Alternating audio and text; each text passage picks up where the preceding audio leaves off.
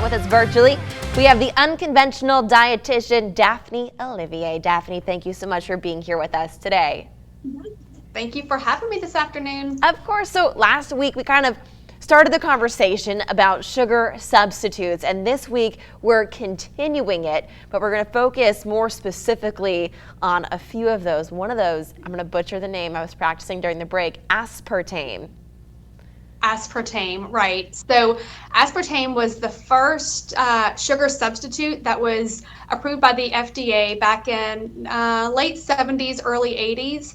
And it was the original no-calorie sweetener. And it has been used, it still is currently used. That is the sugar substitute that's found in most diet drinks, sugar-free beverages or sugar-free foods, or even our zero drinks all have aspartame in them. And so is that why, oh, sorry, Daphne, but is that why you hear people say all the time, those diet drinks are actually not as good for you as you think they are?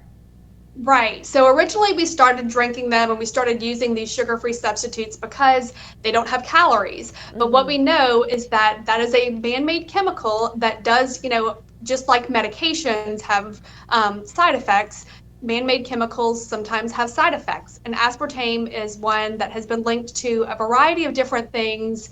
It hasn't been 100% confirmed that it can cause things like neurological damage or cancer, but in some studies, those things have come up. So it's still approved by the FDA, and it's still widely used across lots of sugar-free platforms. But we know that there are questions about its the integrity of how good it is, especially depending on how much you consume in a given day. Yeah, absolutely. And so what are some of the alternatives that people can look for instead of aspartame? So there are 2 or 3 that are better. One is stevia, and stevia is actually a natural plant that grows, and there are little crystals underneath the leaf, and it has a little sweetness flavor. And so stevia is one better natural alternative. Also, monk fruit is another one. It's been around for a long time, but it's really just kind of starting to hit the shelves.